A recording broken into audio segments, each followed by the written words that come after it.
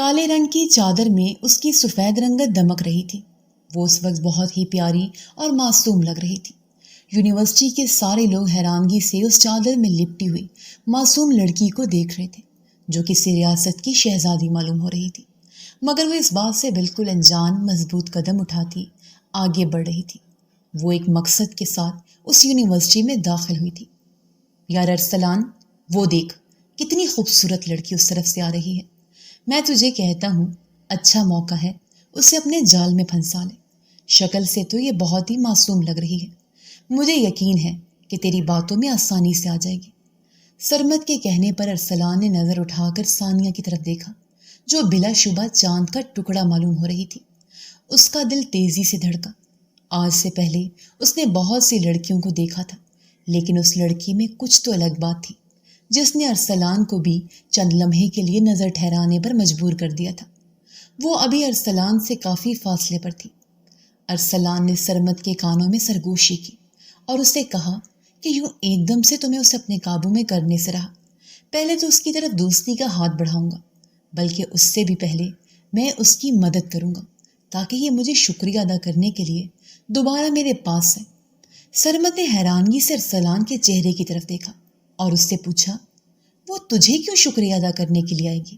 کون سا تو اسے غنڈوں سے بچانے والا ہے؟ ارسلان یہ بات سن کر پراسرار انداز میں مسکرانے لگا۔ سرمد جان چکا تھا کہ اس وقت اس کے ذہن میں کیا چل رہا ہے۔ سرمد نے تیزی سے نفی میں سر ہلایا اور چلاتے ہوئے کہا، میں ہرگز بھی اب اس طرح کا کوئی کھیل نہیں کھیلوں گا۔ پچھلی بار بھی تمہاری وجہ سے میری عزت خاک میں مل گئی تھی، اس بار میں دوبارہ سے اپنی عزت خاک میں نہیں ملاؤں گا۔ تمہاری وجہ سے مجھے پچھلی بار HOD سے یہ دھمکی بھی ملی تھی کہ وہ مجھے یونیورسٹی سے باہر نکال دیں گے، تو میں تو کوئی کچھ بھی نہیں کہتا۔ تم تو ایک امیر باپ کی بگڑی ہوئی اولاد ہو، سارے ہی تم سے ڈرتے ہیں، لیکن میرا باپ ایک عام سا انسان ہے یار۔ ارے یار، میں نے تجھے کتنی بار کہا ہے، جب تک تیرا دوست تیرے ساتھ ہے تجھے کسی بھی چیز کی ٹینشن لینے کی ضرورت نہیں ہے، اور جہاں تک اس HOD کا سوال ہے تو وہ صرف میرے ایک بار کہنے پر تجھے چھوڑ دے گا۔ میں وعدہ کرتا ہوں کہ اس بار تیری کسی سے بھی ضلالت نہیں ہوگی۔ چل اب جلدی سے جا اور اس لڑکی کو پریشان کر، پھر میں آؤں گا اور اس لڑکی کو بچا کر ہیرو بن جاؤں گا۔ ارسلان نے سرمد کو آنکھ ماری اور اسے کہنے لگا، فکر مت کر، بعد میں تیری بھی اس سے بات چیت کروا دوں گا۔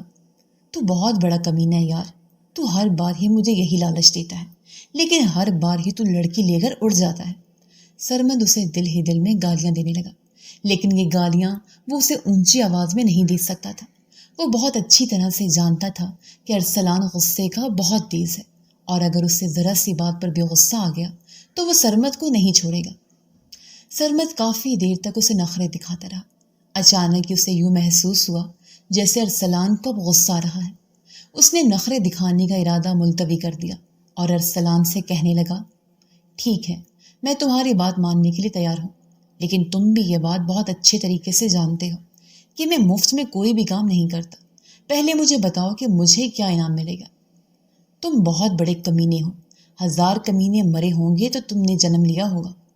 ارے ارسلان، 1000 تو بہت کم ہے، کوئی 1,00,000 2,00,000 کمینے مرے ہوں گے تب میں نے جنم لیا تھا، سرمد نے خباثت سے ہنستے ہوئے کہا۔ ارسلان نے جو اپنے بازو پر آوارہ لڑکوں کی طرح جو سونے کا بریسلٹ پہنا ہوا تھا وہ اتار کر سرمد کے حوالے کر دیا اور اس سے کہا، لو عیش کرو اور اب جلدی سے اس لڑکی کے پاس جا۔ ثانیہ جو کہ تھوڑی دیر پہلے ہی سونیا کے پاس جا کر کھڑی ہو گئی تھی، دراصل سونیا ثانیہ کے دوست کی بہن تھی۔ ثانیہ کو بالکل بھی اندازہ نہیں تھا کہ وہ اس یونیورسٹی میں پڑھتی ہے۔ اس دوران ثانیہ کو مسلسل اپنے چہرے پر کسی کی نظروں کی تپش کا احساس ہو رہا تھا۔ 2 بار اس نے پلٹ کر دیکھا تو ارسلان کو ہی خود کو دیکھتا پایا۔ سونیا سے اجازت لے کر وہ چل پڑی۔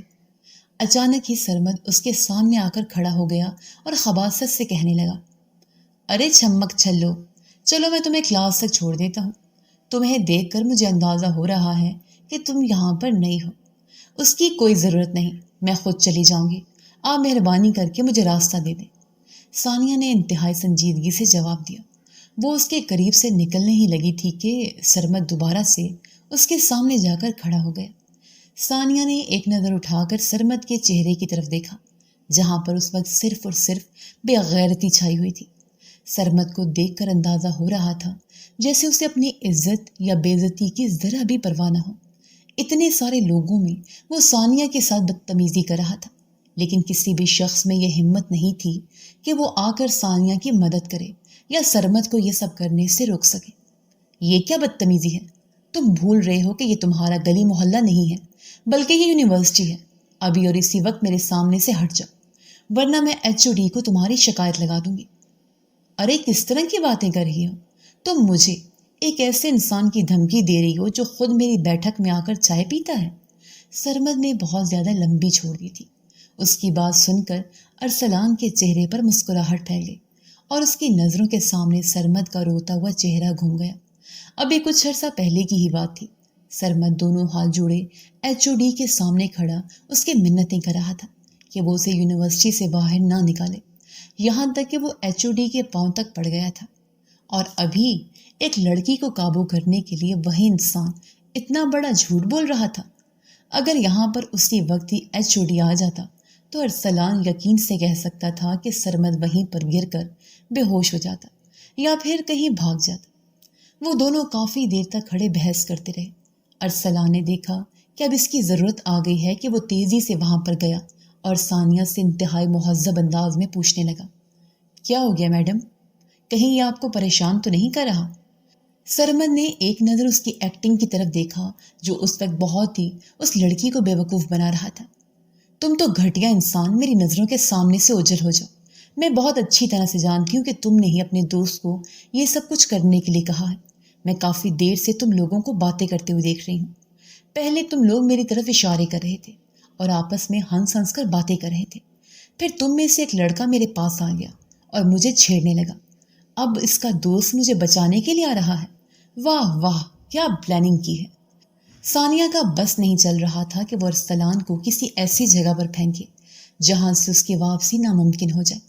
ارسلان پہلے تو منہ کھولے ثانیہ کی طرف دیکھتا رہا۔ وہ اسے اندازہ نہیں تھا کہ ثانیہ اتنی تیز ہوگی۔ سچی کہا ہے کسی نے کہ جو شکل سے معصوم ہوتا ہے وہی سب سے زیادہ چالاک ہوتا ہے۔ سرمد نے دوبارہ سے لقمہ دیا۔ ثانیہ نے انتہائی غصے سے سرمد کی طرف دیکھا۔ جب ارسلان واپس ہوش کی دنیا میں آیا تو اس کا پارا بھی ہائی ہو گیا تھا۔ وہ ثانیہ کو ڈانٹتے ہوئے کہنے لگا، تمہاری ہمت بھی کیسے ہوئی مجھے گھٹیا کہنے کی؟ تمہیں پتہ بھی ہے کہ تم نے کتنی بڑی غلطی کر دی ہے۔ میں نے کسی بھی قسم کی غلطی نہیں کی۔ میں نے تمہیں گھٹیا کہا ہے اور 100 بار کہوں گی، کیونکہ تم ہو ہی ایک گھٹیا انسان جسے لڑکیوں کی عزت کرنے کے بارے میں بالکل بھی نہیں پتا۔ اے لڑکی، اپنی زبان سنبھال کر بات کرو۔ تمہیں پتہ نہیں ہے کہ تم کس سے بات کر رہی ہو۔ میں بہت اچھی طرح سے جانتی ہوں کہ میں ایک بگڑے ہوئے امیر زادے سے بات کر رہی ہوں اور میرا لہجہ بالکل مناسب ہے۔ تم جیسے لوگوں کے ساتھ اسی لہجے میں ہی بات کرنی چاہیے تاکہ تم لوگوں کو اپنی اوقات یاد رہے۔ ثانیہ کا میٹر شارٹ ہو گیا تھا۔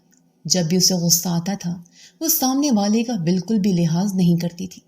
ابھی بھی وہ یہ بات بھول چکی تھی کہ سامنے ایک اثر و رسوخ والا مرد کھڑا ہے جس کے ایک اشارے پر سب کچھ تہس نہس ہو سکتا ہے۔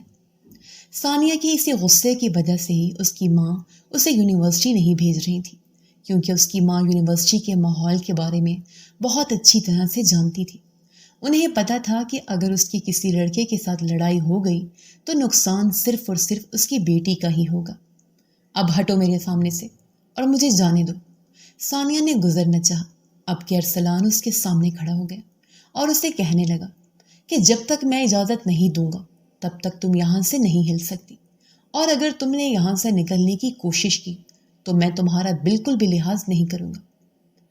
تم میرا ابھی بھی لحاظ نہیں کر رہے، بلکہ تم عورتوں کا لحاظ کرنا جانتے ہی نہیں ہو۔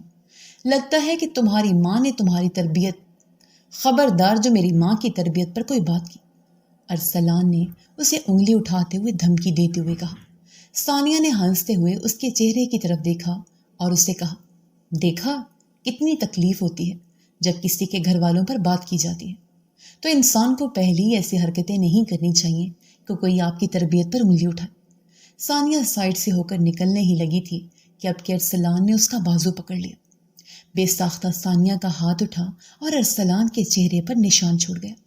وہاں پر موجود سارے لوگ حیرانگی سے ان دونوں کی طرف دیکھنے لگے۔ ثانیہ کا چہرہ اس وقت غصے سے لال ہو گیا تھا۔ اسے اپنے ہاتھوں پر شدید جلن کا احساس ہو رہا تھا۔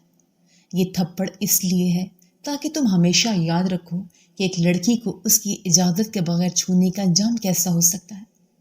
یہ کہہ کر وہ وہاں سے جانے ہی لگی تھی کہ اسے ارسلان کی آواز سنائی دی۔ تمہیں نہیں پتا کہ تم نے کتنی بڑی غلطی کر دی ہے۔ اب تم ساری عمر ہی اپنی اس غلطی پر پچھتاتی رہو گی اور مجھ سے معافی مانگتی رہو گی، لیکن میں تمہیں کبھی بھی معاف نہیں کروں گا۔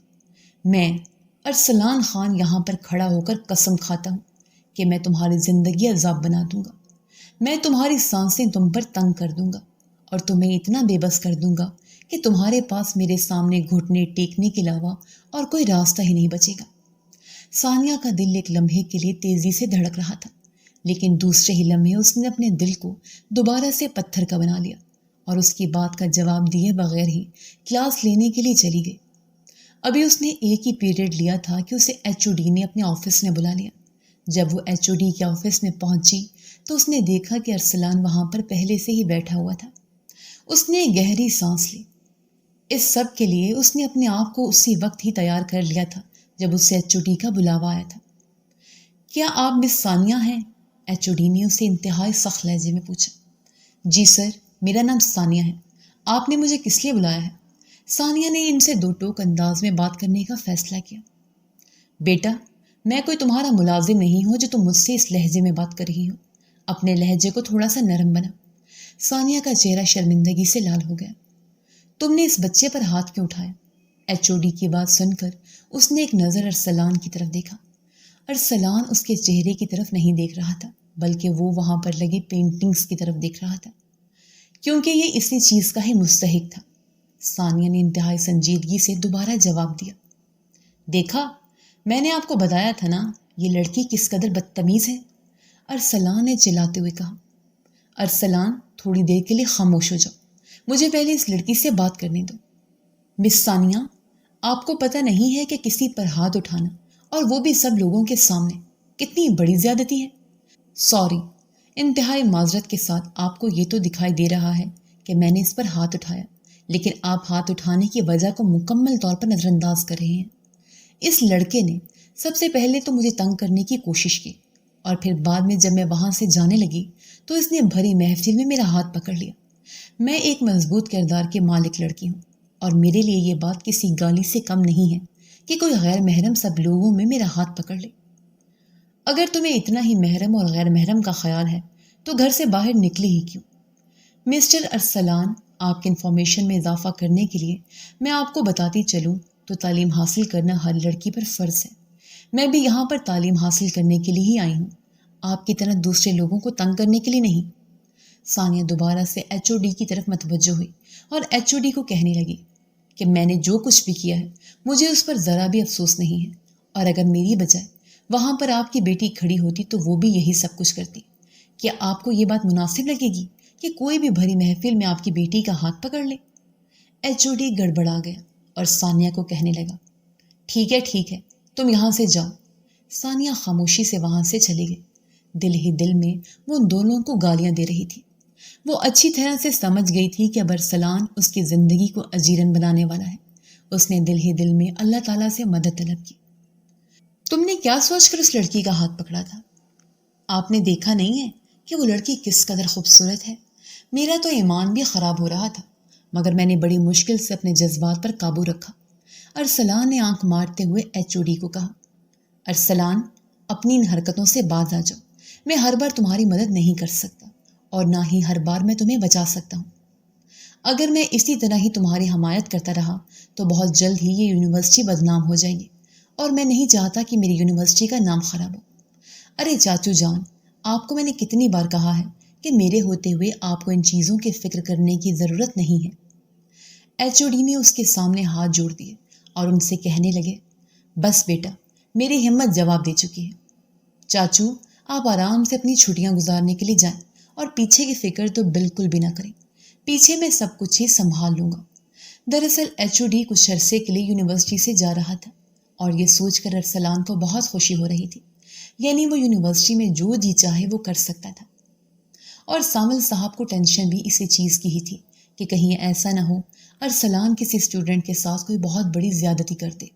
ابھی انہوں نے ثانیہ سے صرف تھوڑی دیر کے لیے ہی بات کی تھی، لیکن انہیں اندازہ ہو گیا تھا کہ ثانیہ ایک مڈل کلاس فیملی کی مضبوط کردار کی مالک لڑکی ہے، جس کا مقصد صرف اور صرف تعلیم حاصل کرنا ہی ہے۔ جانے سے پہلے انہوں نے ارسلان کو کہا کہ بیٹا، تمہیں میرا واسطہ ہے، اس کے ساتھ کسی بھی قسم کی زیادتی نہیں کرنا۔ چاچو جان، بتا جو رہا ہوں کہ نہیں کروں گا، اب بس خاموشی سے یہاں سے چلے جائیں اور اپنی یہ ڈیوٹی میرے حوالے کر دیں۔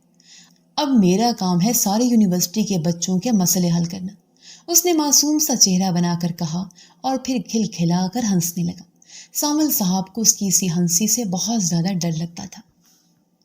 ثانیہ جب گھر واپس گئی تو دیکھا وہاں پر پہلے ہی حبیبہ بیٹھی ہوئی تھی۔ حبیبہ سونیا کی بہن تھی اور ثانیہ کی سہیلی تھی۔ ثانیہ تیزی سے اس کے پاس گئی اور خوشی سے اسے گلے لگا کر کہنے لگی، میں تو سمجھ رہی تھی کہ تم نے بھی یونیورسٹی میں داخلہ لیا ہوگا۔ اس کی بات سن کر حبیبہ جوش سے بتانے لگی، وہ اس لیے نہیں لیا کیونکہ میری شادی طے ہو گئی۔ ثانیہ کا منہ بھی حیرت سے کھلے کا کھلا رہ گیا اور پھر وہ اسے شکایت کرنے لگی، یہ کیا بات ہوئی؟ تمہاری شادی طے ہو گئی ہے اور تم مجھے اب بتا رہی ہو؟ حبیبہ نے اس کے سر پر ہلکا سا تھپڑ لگایا اور اسے کہا کہ ابھی 5 منٹ پہلے ہی میرے سسرال والے یہاں سے اٹھ کر گئے ہیں، میں تمہیں خبر سنانے کے لیے فوراً سے چلی گئی۔ حبیبہ کو پہلے دن سے ہی پڑھائی کا بالکل بھی شوق نہیں تھا۔ وہ شروع سے ہی شادی کرنا چاہتی تھی اور اپنا گھر بسانا چاہتی تھی۔ اس کے لیے 8ویں کلاس سے ہی رشتے آنا شروع ہو گئے تھے، لیکن حبیبہ کی یہ بھی خواہش تھی کہ وہ کسی امیر گھر میں شادی کرے۔ وہ عیش و عشرت سے زندگی گزارنا چاہتی تھی۔ اپنی ان خواہشات کا اظہار وہ ہمیشہ ہی ثانیہ کے سامنے کرتی تھی اور ثانیہ اسے دل سے دعائیں دیتی تھی۔ حبیبہ نے اسے جوش سے بتایا کہ میرے سسرال والے بہت امیر ہیں، مجھے تمہارے لیے واقعی بہت خوشی ہو رہی ہے، بس اب تم جلدی سے نکاح کر لو تاکہ ہمارے خاندان میں بھی کوئی فنکشن ہے۔ میں تو ترس ہی گئی ہوں اس طرح کے فنکشن کو اٹینڈ کرنے کے لیے۔ ثانیہ نے منہ بناتے ہوئے کہا، ہاں ہاں، تم فکر مت کرو، بس تم یونیورسٹی سے ابھی سے چھٹیاں لینے کی تیاری شروع کر دو۔ تمہاری یونیورسٹی سے مجھے یاد آیا، بتاؤ تو صحیح، آج تمہارا وہاں پر پہلا دن تھا، کیسا گزرا؟ ثانیہ نے برا سا منہ بنایا۔ اس کے چہرے کے تاثرات یکدم ہی بگڑ گئے تھے۔ اس کے بگڑتے ہوئے تاثرات کو دیکھ کر حبیبہ کو شدت سے کچھ غلط ہونے کا احساس ہوا۔ مجھے یہ نہ بتانا کہ تم نے دوبارہ سے کسی سے لڑائی کر دی ہے۔ ثانیہ نے تیزی سے ہاں میں سر ہلا دیا۔ اور کیا یہ لڑائی تم نے کسی لڑکے کے ساتھ کی ہے؟ حبیبہ نے اس سے ڈرتے ڈرتے پوچھا۔ ہاں یار، وہاں پر ایک امیر زادہ تھا، پتہ نہیں کیا نام تھا اس کا۔ ہاں یاد آیا، ارسلان نام کا ایک لڑکا تھا، اس نے میرے ساتھ بدتمیزی کرنے کی کوشش کی تو مجھ سے برداشت نہیں ہوا۔ پہلے میں نے اسے اچھی خاصی باتیں سنائی، جب میں اس کے قریب سے گزرنے لگی تو اس نے یکدم ہی میرا ہاتھ پکڑ لیا، اور تم تو جانتی ہو کہ میری ہمت بہت جلدی جواب دے جاتی ہے۔ میرے صبر کا پیمانہ لبریز ہوا اور میں نے اس کے چہرے پر تھپڑ مار دیا۔ یہ کیا کہہ رہی ہو تم جانتی بھی ہو کہ تم نے کتنی بڑی غلطی کر دی ہے۔ اب مہربانی کر کے تم اس طرح کی باتیں کر کے میرا دل خراب مت کرو، میں نے کسی بھی قسم کی غلطی نہیں کی۔ ارے تم نہیں جانتی، وہ ارسلان ایک بہت ہی امیر شخص ہے اور وہ یونیورسٹی بھی اسی کی ہے۔ کیا مطلب؟ وہ یونیورسٹی اسی کی ہے؟ تمہیں اس بارے میں پتہ نہیں ہوگا، اس یونیورسٹی کا HOD ارسلان کا چچا ہے۔ اب کی بار ثانیہ کو لگا کہ اس کے قدموں کے نیچے سے زمین نکل گئی ہے۔ یہ تم کیا کہہ رہی ہو؟ میں بالکل ٹھیک کہہ رہی ہوں۔ جب میری باجی وہاں پر پڑھنے کے لیے گئی تھیں تو پہلے سیمسٹر میں انہیں بھی ارسلان نے اسی طرح ہی تنگ کیا تھا۔ ارسلان تو ان کی کلاس میں بھی پڑھتا ہے، اسی وجہ سے وہ ارسلان کو بہت اچھی طرح سے جانتی ہیں۔ وہ میرے سامنے ارسلان کا بہت نام لیا کرتی تھی، جس سے مجھے اندازہ ہوا کہ وہ 1 نمبر کا لفنڈر ہے۔ وہ لڑکیوں کو اپنی محبت کے جھوٹے جال میں پھنساتا ہے اور پھر انہیں استعمال کرنے کے بعد چھوڑ دیتا ہے۔ کافی دیر تک وہ دونوں ارسلان نامہ کھول کر بیٹھی رہی اور پھر اس کے بعد حبیبہ اپنے گھر چلی گئی۔ اگلے دن جب وہ یونیورسٹی گئی تو اس نے دیکھا ارسلان ایک بینچ پر بیٹھا ہوا تھا، قریب ہی 2 لڑکیاں بھی بیٹھی اس کے ساتھ باتیں کر رہی تھیں۔ وہ تینوں ہی چپک کر بیٹھے ہوئے تھے۔ استغفر اللہ، ثانیہ نے دل ہی دل میں استغفار کیا اور پھر اس کے ساتھ ہی انہیں برا بھلا کہنے لگی۔ ثانیہ وہاں سے گزرنے ہی والی تھی کہ ارسلان نے اسے روکا۔ ارے مس، ہلو، بات تو سنو، کہاں جا رہی ہو؟ لگتا ہے کہ آج اس کا دوبارہ سے پٹنے کا ارادہ ہے، ثانیہ نے دل ہی دل میں کہا۔ ارسلان اس کے قریب آ کر رک گیا۔ اس کا سانس بہت بری طرح سے پھولا ہوا تھا۔ چند لمحے تک وہ ٹھہر کر سانس لیتا رہا اور پھر ہاتھ اٹھا کر اسے بھی رکنے کا اشارہ کر دیا۔ ثانیہ نہ چاہتے ہوئے بھی رک گئی اور ارسلان کے چہرے کی طرف دیکھنے لگی۔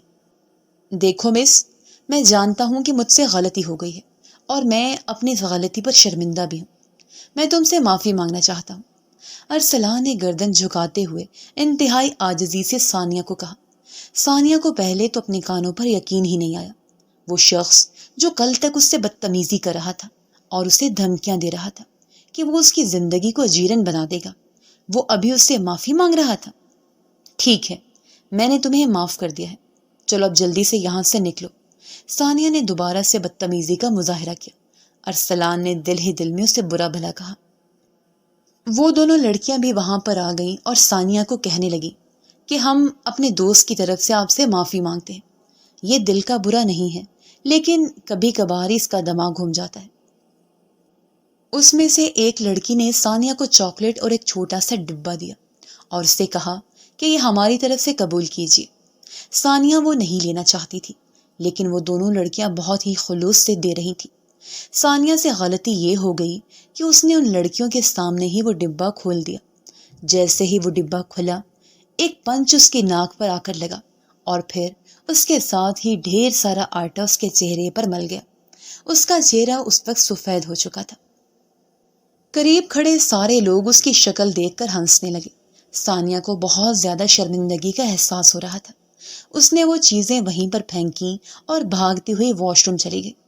واش روم جا کر اس نے اپنا چہرہ دھویا۔ اس کی آنکھوں سے آنسو تیزی سے بہہ رہے تھے۔ جب وہ کلاس لینے کے لیے گئی تو پروفیسر نے اسے کلاس میں داخل ہونے سے منع کر دیا اور اسے کہا کہ تم بہت زیادہ لیٹ ہو۔ دراصل پہلے سے سیمسٹر والوں کی کلاس 5ویں سیمسٹر والوں کے ساتھ ہی ہوتی تھی۔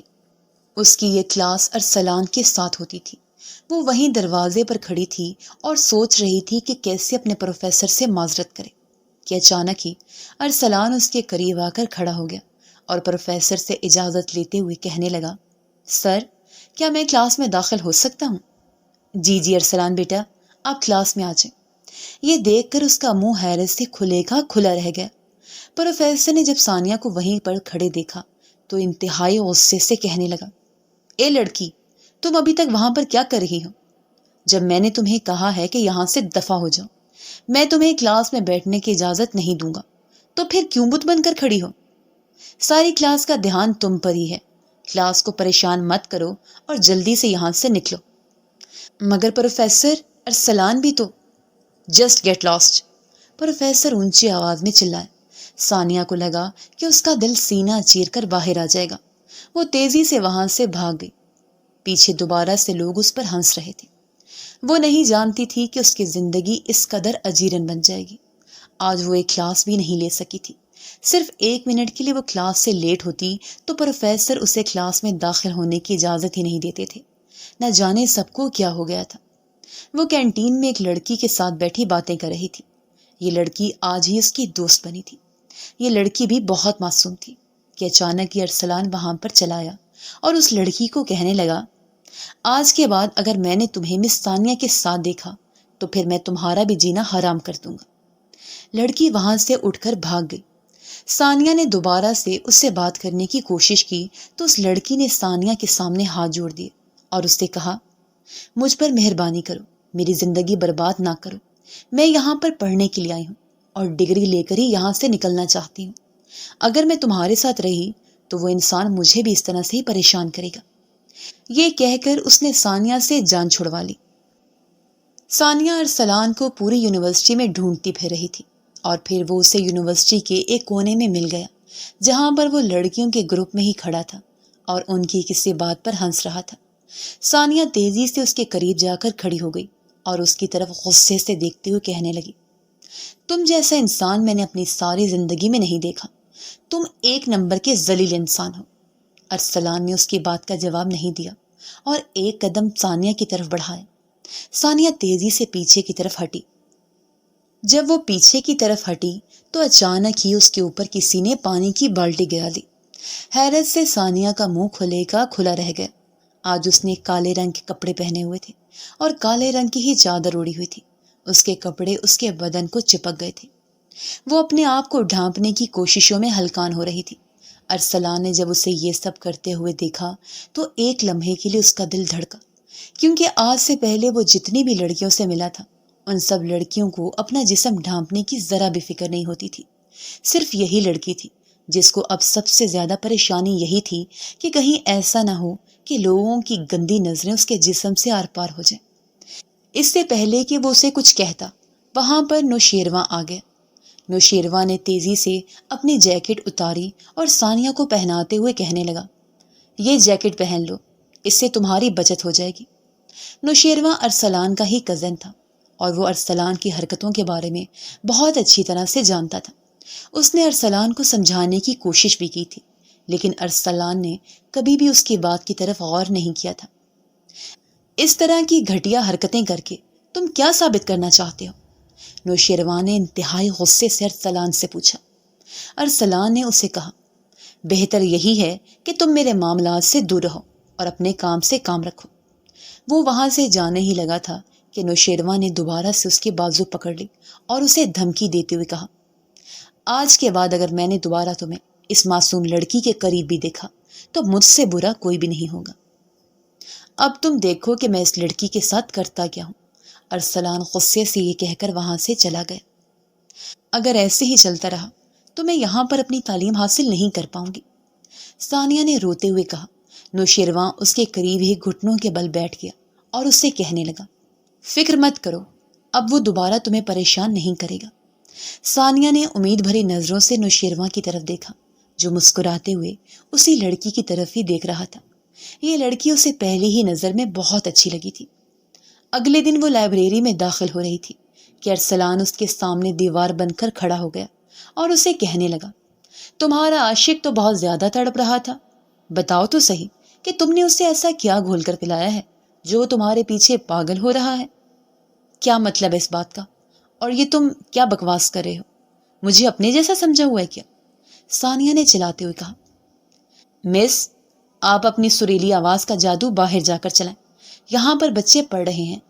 لائبریرین کی آواز سن کر اسے اپنے غلطی کا احساس ہوا۔ اسی دوران ارسلان نے اس کا بازو پکڑا اور اسے گھسیٹتے ہوئے باہر لے گیا۔ ثانیہ نے دوبارہ سے اس کے چہرے پر ہاتھ اٹھانا چاہا، لیکن ارسلان خان نے اس بار ثانیہ کا بازو پکڑ لیا اور اسے کہا کہ بار بار اس چیز کی اجازت نہیں دے سکتا، پہلے بھی تم نے مجھ پر ہاتھ اٹھایا تھا، اب دوبارہ سے یہ غلطی مت کرنا، ورنہ میں یہیں پر تمہاری قبر کھود کر تمہیں زندہ دفن کر دوں گا۔ تم مجھ سے چاہتے کیا ہو؟ ثانیہ نے اس سے تنگ آتے ہوئے پوچھا۔ ارسلان غور سے اس کے چہرے کی طرف دیکھنے لگا اور پھر اس نے اپنی نظریں ثانیہ کے وجود کی طرف مرکوز کر لی۔ ثانیہ کو شدت سے کچھ غلط ہونے کا احساس ہوا اور پھر اس نے دانت پیستے ہوئے کہا، تمہاری یہ خواہش تو میں کبھی بھی پوری نہیں کروں گی، کیونکہ میں باقی لڑکیوں کی طرح ہرگز بھی نہیں ہوں جو صرف اور صرف چند پیسوں کے عوض اور تھوڑی سی جولری کے عوض اپنی عزت کو بیچ لیتی ہیں۔ یہ تو وقت ہی بتائے گا کہ تم کیا کرو گی۔ یہ کہہ کر وہ دوبارہ سے وہاں سے چلا گیا۔ ان کی یونیورسٹی میں بہت بڑا کانسرٹ ہو رہا تھا۔ ثانیہ وہاں پر نہیں جانا چاہتی تھی، لیکن سونیا نے ثانیہ کو مجبور کیا۔ سونیا کو ثانیہ کی وجہ سے ہی اجازت مل رہی تھی۔ وہ تقریباً 2 گھنٹے تک ثانیہ کے پاس رہی تھی اور اس کی منتیں کرتی رہی تھی، یہاں تک کہ اس نے حبیبہ کو بھی ثانیہ کے والدین کے پاس بھیجا تھا تاکہ وہ انہیں راضی کر لے۔ ثانیہ صرف اور صرف سونیا کے لیے اس کانسرٹ میں جا رہی تھی۔ یہ کانسرٹ شام 6 بجے شروع ہو رہا تھا اور رات کو 10 بجے ختم ہو رہا تھا۔ چونکہ ثانیہ کا گھر یونیورسٹی کے قریب ہی تھا، اسی وجہ سے اسے زیادہ مسئلہ نہیں تھا اور ہمیشہ کی طرح اس نے کالے رنگ کی چادر اوڑھ رکھی تھی۔ لیکن جب اس نے وہاں پر سونیا کو اپنا لباس تبدیل کرتے ہوئے دیکھا تو وہ چند لمحوں کے لیے حیران رہ گئی۔ سونیا نے اپنا عبایا اتار پھینکا تھا اور اب اس نے جینز شرٹ پہن رکھی تھی۔ وہ اس وقت بہت بےہودہ لگ رہی تھی۔ ثانیہ کو یہ سب دیکھ کر بہت افسوس ہوا۔ وہ سونیا کو ایسا بالکل بھی نہیں سمجھتی تھی۔ سونیا اسے چھوڑ کر اپنی دوستوں کے پاس چلی گئی۔ اس کی دوستیں بھی اس کی طرح کے لباس میں ہی ملبوس تھیں۔ ثانیہ کا دل نہیں کر رہا تھا کہ وہ اس کے پاس جا کر بیٹھے۔ اس کے ساتھ اسے اپنی غلطی کا بھی احساس ہو رہا تھا کہ اسے یہاں پر نہیں آنا چاہیے تھا۔ اسے وہاں پر کھڑے تھوڑی ہی دیر گزری تھی کہ نوشیروان اس کے قریب آ گیا اور اسے کہنے لگا، مجھے بالکل بھی امید نہیں تھی کہ تم یہاں پر آؤ گی۔ اس کے لہجے میں خوشگوار حیرت تھی۔ ثانیہ کے چہرے پر ایک پھیکی سی مسکراہٹ آ گئی۔ اس نے نوشیروان کو کہا، مجھے بھی بالکل امید نہیں تھی کہ میں یہاں پر آؤں گی، لیکن اپنی دوست کی بہن کی وجہ سے چلی آئی، اور اب مجھے سمجھ نہیں لگ رہی کہ میں کیا کروں۔ یہ جگہ میرے جیسے لوگوں کے لیے بالکل بھی نہیں ہے۔ اگر آپ برا نہ مانے تو ہم ایک ٹیبل پر جا کر بیٹھ سکتے ہیں، اور میں آپ کو کمپنی دینے کے لیے بھی تیار ہوں۔ ثانیہ کو یہ انسان شروع سے ہی بہت مہذب لگتا تھا اور اس سے بات کرنے میں بھی کوئی حرج نہیں تھا۔ وہ نوشیروان کے ساتھ ارسلان کے بارے میں بھی تھوڑی گفتگو کرنا چاہتی تھی، اسی لیے وہ اس کے ساتھ ہی ٹیبل پر جا کر بیٹھ گئی۔ کافی دیر تک وہ دونوں آپس میں باتیں کرتے رہے۔ دونوں ہی ایک دوسرے کے خاندانوں کے بارے میں مکمل طور پر جان گئے تھے۔ نوشیروان سوچ رہا تھا کہ وہ ابھی ہی اسے نکاح کی پیشکش کر دے، لیکن پھر اچانک ہی اس کے موبائل پر کال آ گئی۔ وہ کال سننے کے لیے چلا گیا۔ کافی دیر گزر چکی تھی، وہ ابھی تک واپس نہیں آیا تھا۔ اسی دوران ہی ایک لڑکی ثانیہ کے پاس آئی اور اسے کہنے لگی، نوشیروان آپ کو پچھلے گراؤنڈ میں بلا رہے ہیں، انہوں نے آپ سے ایک بہت ہی ضروری بات کرنی ہے۔ اس لڑکی کی بات سن کر ثانیہ حیران رہ گئی اور سوچنے لگی کہ نوشیروان اسے وہاں پر کیوں بلا رہا ہے۔ اگر اسے بات ہی کرنی تھی تو وہ یہاں پر آ کر لیتا۔ کافی دیر تک وہ ششو پن میں مبتلا رہی۔ پہلے اس نے سوچا کہ وہ سونیا کو اس بارے میں بتا دے، لیکن سونیا کافی مگن لگ رہی تھی۔ اس نے کسی کو بھی نہیں بتایا اور خاموشی سے پچھلے گراؤنڈ میں چلی گئی۔ پچھلے گراؤنڈ میں جا کر اس نے نوشیروان کو آواز دی کہ اچانک ہی ارسلان پیچھے سے نکلا اور مسکراتے ہوئے اس کی طرف دیکھنے لگا۔ ثانیہ نے جب وہاں پر ارسلان کو دیکھا تو وہ بہت زیادہ خوفزدہ ہو گئی۔ ارے میرے سپنوں کی رانی، مجھ سے ڈرنے کی ضرورت نہیں ہے، میں تو تمہارا اپنا ہوں۔ میں تو صرف اور صرف پیار کرنا جانتا ہوں، اور تمہیں بھی میں بہت زیادہ محبت دوں گا۔ بس صرف ایک بار میرے پاس چلی آؤ۔ خبردار جو تم نے میرے ساتھ کسی بھی قسم کی زبردستی کرنے کی کوشش کی، ورنہ میں سب لوگوں کو اب کی بار ارسلان اس کی بات سن کر ہنسنے لگا اور اسے کہنے لگا، تمہیں لگتا ہے کہ اس شور میں کوئی تمہاری آواز سنے گا؟ میں نے اسی وجہ سے ہی تمہیں پچھلے گراؤنڈ میں بلایا تھا، کیونکہ میں جانتا تھا کہ یہاں پر کوئی بھی نہیں ہے۔ ارے نہیں، میں نے تمہیں کہاں پر بلایا تھا؟ تمہیں تو نوشیروان کی محبت یہاں پر کھینچ کر لائی تھی۔ ویسے تم مجھ سے ملنے کے لیے یہاں پر کیوں چلی آئی؟ کہیں تمہارے دل میں بھی تو کوئی کھوٹ تو نہیں تھا؟ تم بھی تو نہیں سوچ رہی تھی کہ چلو اندھیرے میں تھوڑا بکواس بند کر دو، اپنی گندی سوچ اپنے پاس رکھو۔ یہ کہہ کر ثانیہ اس کے قریب سے گزرنے ہی لگی تھی کہ ارسلان نے اس کا بازو پکڑ لیا، اس سے پہلے کہ وہ اس کے ساتھ کسی بھی قسم کی کوئی غلط حرکت کرتا۔ HOD صاحب وہاں پر چلے آئے۔ آج انہوں نے کچھ ضروری کاغذات یونیورسٹی سے اٹھانے تھے، اور اس کے علاوہ انہیں یہ بھی پتہ چلا تھا کہ یونیورسٹی میں کنسرٹ چل رہا ہے۔ انہیں ارسلان کی طرف سے خطرہ تھا، اسی وجہ سے ہی وہ آ گئے تھے۔ ابھی وہ اپنے آفس میں کھڑے فائلز چیک کر ہی رہے تھے کہ اچانک ہی ان کی نظر پچھلے گراؤنڈ پر پڑی۔ ان کے ماتھے پر بل پڑ گئے۔ وہ تیزی سے نیچے آئے۔ ارسلان، یہ تم کیا کر رہے ہو؟ مجھے تم سے بالکل بھی امید نہیں تھی۔ ارے چچا جان، میں نے کچھ بھی نہیں کیا، بلکہ اس لڑکی نے مجھے یہاں پر بلایا تھا۔ ابھی اور اسی وقت یہاں سے دفع ہو جاؤ اور دوبارہ میری نظروں کے سامنے مت آنا۔ پھر HOD صاحب ثانیہ کی طرف متوجہ ہوئے اور اسے کہا، دیکھو بیٹا، ہر لڑکی کی عزت اس کے اپنے ہاتھ میں ہوتی ہے۔ جب تمہیں پتہ چل گیا ہے کہ اس یونیورسٹی میں تمہاری عزت نہیں بچی، اور نہ ہی یہ انسان تمہیں چین کا سانس لینے دے گا، میں اس شخص کو تو اپنی یونیورسٹی سے بے دخل نہیں کر سکتا، کیونکہ یہ میرا بھتیجا ہے۔ بہتر یہی ہے کہ تم ہی یہ یونیورسٹی چھوڑ کر چلی جاؤ، ورنہ میں خود ہی تمہیں نکال دوں گا، کیونکہ تمہاری وجہ سے میری یونیورسٹی کا ماحول بہت خراب ہو رہا ہے۔ چلو اب تم اپنے گھر چلی جاؤ۔ اگر تم کہو تو کیا میں تمہیں تمہارے گھر ڈراپ کر دوں؟ انہوں نے ایک نظر ڈری ہوئی ثانیہ پر ڈالی، جس کا پورا وجود اس وقت خوف سے کانپ رہا تھا۔ ثانیہ نے تیزی سے نفی میں سر ہلایا۔ وہ گرتے پڑتے قدم اٹھاتے ہوئے وہاں سے نکلی اور پھر روتے ہوئے اپنے گھر کی طرف چل دی۔ گھر جا کر وہ سیدھی اپنے کمرے میں چلی گئی۔ پوری رات اس نے روتے ہوئے گزاری۔ اگلے ہی دن اس نے اماں کو کہا، میں اب مزید اس یونیورسٹی میں نہیں پڑھ سکتی۔ اس کی اماں اسے کہنے لگی کہ تمہیں میں پہلے ہی کہہ رہی تھی کہ اس یونیورسٹی کا ماحول مجھے ٹھیک نہیں لگتا۔ تمہاری خالہ تمہیں کافی عرصے سے اپنے پاس بلا رہی ہیں، تم اس کے پاس کیوں نہیں چلی جاتی؟ دراصل ثانیہ کی خالہ دوسرے شہر میں رہتی تھی، ان کی کوئی اولاد نہیں تھی، وہ بالکل اکیلی تھی۔ وہ ثانیہ کو کہہ رہی تھیں کہ وہ ان کے پاس چلی جائے اور وہاں پر جا کر ہی تعلیم حاصل کرے۔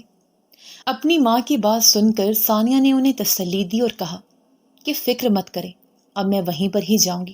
اور پھر چند دنوں کے اندر اندر وہ اپنی خالہ کے پاس چلی گئی۔ نوشیروان اسے پاگلوں کی طرح ڈھونڈ رہا تھا، لیکن اسے ثانیہ کا کوئی بھی پتہ نہیں مل رہا تھا۔ سونیا نے بھی اس کے بارے میں کچھ نہیں بتایا۔ دوسری طرف ارسلان نے جب سے سونیا کے ساتھ غلط حرکت کرنے کی کوشش کی تھی، تب سے اس کا دل بے چین تھا۔ اس ایک لمحے کے لیے بھی سکون نہیں مل رہا تھا۔ اب تو وہ لڑکی اس کے حواسوں پر چھانے لگی تھی۔ اسے سونیا سے محبت ہونے لگی تھی۔ وہ جب بھی رات کو سونے کے لیے لیٹتا تھا، سونیا کا خوبصورت چہرہ اس کی نظروں کے سامنے گھومنے لگتا تھا۔ وہ بے چین ہو کر دوبارہ سے اٹھ جاتا تھا۔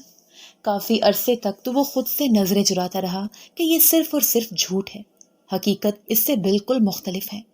میں صرف اور صرف اس کی خوبصورتی کی وجہ سے ہی اس کی طرف متوجہ ہوا ہوں۔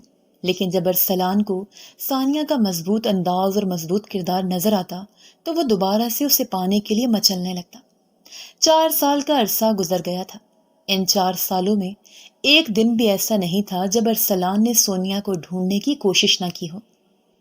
وہاں پر سونیا اپنی خالہ کے گھر گئی اور یہاں پر ہی اللہ تعالیٰ نے سونیا کے والدین پر کرم کیا اور سونیا کے والدین کا ویزا لگ گیا۔ وہ سعودیہ چلے گئے۔ سونیا کی ایک چھوٹی سی بہن تھی، وہ اپنی بیٹی کو لے کر وہاں پر 2 سال کے لیے چلے گئے۔ دوسری طرف ارسلان نے ہر طرح کی بری حرکتیں چھوڑ دی تھیں۔ اب وہ بہت ہی نیک اور اچھا انسان بن گیا تھا۔ اب اس نے نماز بھی شروع کر دی تھی۔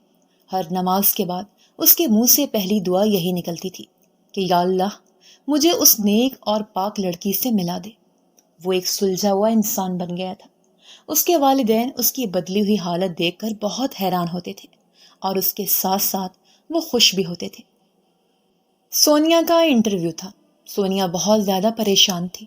اسے پتا چلا تھا کہ جس کمپنی میں وہ انٹرویو دینے کے لیے جا رہی ہے، اس کمپنی کا CEO ایک بہت ہی سخت انسان ہے اور اس کا انٹرویو بھی بہت مشکل ہوتا ہے۔ ارسلان اپنے آفس میں بیٹھا ہوا تھا اور بیزاری سے سامنے بیٹھے مینیجر کو دیکھ رہا تھا۔ اس نے کہا کہ اب میری ہمت جواب دی گئی ہے، اب میں مزید انٹرویو نہیں لے سکتا۔ لیکن سر، مس ثانیہ بہت ہی دور سے آئی ہیں اور انہیں اس جاب کی بھی بہت زیادہ ضرورت ہے۔ ارسلان نے جب اس کی بات سنی تو ایک لمحے کے لیے ٹھہر گیا۔ اس نے مینیجر کو کہا کہ جلدی سے مجھے اس کی CV دو۔ مینیجر نے وہ CV ارسلان کے حوالے کر دی۔ جیسے جیسے ارسلان پڑھتا گیا، اس کی مسکراہٹ میں اضافہ ہو گیا۔ اس لڑکی کو وہ پچھلے 4 سالوں سے ڈھونڈ رہا تھا اور یہی لڑکی اب اس کی کمپنی میں انٹرویو دینے کے لیے آ گئی تھی۔ اس نے مینیجر کو کہا کہ اس لڑکی کو میری پرسنل سیکرٹری کے طور پر رکھ دو۔ لیکن سر، آپ کے پاس تو پہلے سے ہی ایک پرسنل سیکرٹری موجود ہے، مینیجر پریشانی سے بولا۔ تو اسے کسی اور جگہ پر سیٹ کر دو، مجھے یہ لڑکی ہی اپنی پرسنل سیکرٹری کے روپ میں چاہیے۔ یہ کہہ کر ارسلان نے مینیجر کو وہاں سے چلے جانے کا کہا۔ دوسری طرف جب ثانیہ کو پتہ چلا کہ اسے ڈائریکٹ پرسنل سیکرٹری کی نوکری مل گئی ہے تو وہ بہت زیادہ حیران ہوئی اور اپنی تنخواہ کے بارے میں سن کر اسے تو چند لمحوں کے لیے یقین ہی نہ آیا۔ پہلے ہی بار اس کی تنخواہ 10 لاکھ مقرر ہو گئی تھی۔ وہ دل ہی دل میں خوش بھی ہو رہی تھی اور حیرت میں بھی مبتلا تھی۔ اور اگلے دن جب اس کا سامنا ارسلان سے ہوا تو اسے لگا کہ اس کے قدموں کے نیچے سے زمین نکل گئی ہے۔ اس کا پورا وجود خوف سے کانپنے لگا۔ ارسلان نے جب اسے اتنا خوفزدہ دیکھا تو اس نے اب شرمندگی سے اپنا چہرہ جھکا لیا، اس سے پہلے کہ وہ وہاں سے باہر نکلتی۔ ارسلان نے اسے روکا۔ وہ آہستگی سے چلتا ہوا اس کے پاس گیا اور اس کے سامنے جا کر رک گیا۔ اس کے ساتھ ہی وہ اس کے قدموں میں بیٹھ گیا۔ ثانیہ نے جب یہ دیکھا تو وہ جلدی سے پیچھے کی طرف ہٹی۔ میں بہت زیادہ شرمندہ ہوں، میں تم سے اپنے کیے کی معافی مانگتا ہوں۔ میں نے واقعی تمہارے ساتھ ایک بہت بڑی زیادتی کی تھی، لیکن جب سے میں نے تمہارے ساتھ وہ غلط حرکت کرنے کی کوشش کی ہے اس رات سے میں سو نہیں پایا، ایک لمحے کے لیے بھی مجھے سکون نہیں ملتا۔ ہر وقت ہی میں تمہارے بارے میں ہی سوچتا رہتا ہوں اور تمہیں ڈھونڈنے کی کوششوں میں لگا رہتا ہوں۔ پچھلے 4 سالوں میں نے کوئی بھی ایسی جگہ نہیں چھوڑی جہاں پر میں نے تمہیں نہ تلاشا ہو۔ تمہارے جیسے انسان کے لیے میرے پاس معافی نہیں ہے۔ ثانیہ نے یہی الفاظ ادا کیے اور خاموشی سے وہاں سے نکل گئی۔ وہ اس شخص کے پاس ہرگز بھی نوکری نہیں کر سکتی تھی۔ اس کی آنکھوں سے تیزی سے آنسو بہ رہے تھے۔ ارسلان پاگلوں کی طرح اس کے پیچھے بھاگا۔ آفس کے لوگ اپنے CEO کو ایک لڑکی کے پیچھے بھاگتے دیکھ کر حیران ہو رہے تھے۔ وہ تمام لڑکیاں جو ارسلان سے شادی کی خواہش مند تھیں، انہیں غشی کے دورے پڑ رہے تھے۔ ارسلان نے دوبارہ سے اس کا ہاتھ پکڑا۔ اس بار بھی ثانیہ نے اس کے چہرے پر تھپڑ مار دیا، مگر اس بار ارسلان کو ذرا بھی فرق نہیں پڑا۔ وہ ثانیہ کو کہنے لگا کہ تم مجھے جتنا مرضی مار لو، لیکن اب میں تمہیں دوبارہ سے اپنی زندگی سے جانے کی اجازت نہیں دوں گا۔ میں نے تم سے اجازت نہیں مانگی، ابھی اور اسی وقت میرا ہاتھ چھوڑو، ورنہ میں تمہیں جان سے مار دوں گی، ثانیہ نے اسے روتے ہوئے کہا۔ ارسلان نے اس کے ہاتھ چھوڑ دیے۔ ثانیہ خاموشی سے اپنے گھر چلی آئی۔ کافی دیر تک وہ روتی رہی۔ جب اس کی خالہ نے اسے پوچھا تو ثانیہ نے روتے ہوئے اپنے اوپر گزری داستان اپنی خالہ کو سنا دی۔ اس کی خالہ نے اسے کہا کہ ارسلان واقعی شرمندہ لگ رہا ہے، تم اسے معاف کر دو۔ ثانیہ کو بالکل بھی امید نہیں تھی کہ اس کی خالہ بھی ارسلان کا ہی ساتھ دیں گی۔ دوسری طرف اب ارسلان نے اس کے گھر میں چکر لگانا بھی شروع کر دیا تھا۔ اس کی خالہ اسے صاف الفاظ میں کہہ چکی تھی کہ میں نے اسے اپنا بھانجا بنا لیا ہے اور یہ میرے پاس آتا ہے۔ ثانیہ کو پتا تھا کہ ارسلان نے اس کی خالہ کو قابو میں کر لیا ہے۔ ہر روز ہی اس کے موبائل پر سوری کا میسج آتا تھا، ہر روز ہی وہ نمبر بلاک کرتی تھی اور پھر اگلے ہی دن ایک نئے نمبر سے میسج آ جاتے۔ اس کے گھر میں ہر دن ہی پھول آتے تھے جن میں سوری کا کارڈ پڑا ہوتا تھا۔ وہ اس سب سے تنگ آ گئی تھی۔ اس نے ارسلان سے روبرو ہو کر بات کرنے کا فیصلہ کیا۔ ابھی اس نے بات شروع ہی کی تھی کہ ارسلان نے اس کے سامنے ہاتھ جوڑ دیے اور اس سے کہا کہ مجھ سے دوبارہ جدائی کی بات نہیں کرنا۔ میں سچ کہہ رہا ہوں کہ میں بہت زیادہ شرمندہ ہوں۔ صرف مجھے ایک بار معاف کر دو۔ میں وعدہ کرتا ہوں کہ تمہیں ساری زندگی خوشیاں دیتا رہوں گا۔ اس کی آنکھوں سے آنسو بہ رہے تھے اور اس کی آنکھوں میں سچائی نظر آ رہی تھی۔ ثانیہ نے اس بار اس پر بھروسہ کرنے کا فیصلہ کیا اور اسے معاف کر دیا۔ اس کا یہ فیصلہ بہت ہی اچھا ثابت ہوا۔ ارسلان اس سے بہت محبت کرتا تھا اور اسے اپنی پلکوں پر بٹھا کر رکھتا تھا۔ جتنے ڈر، جتنے وسوسے ثانیہ کے دل میں چھپے ہوئے تھے، وہ سارے دور ہو گئے تھے۔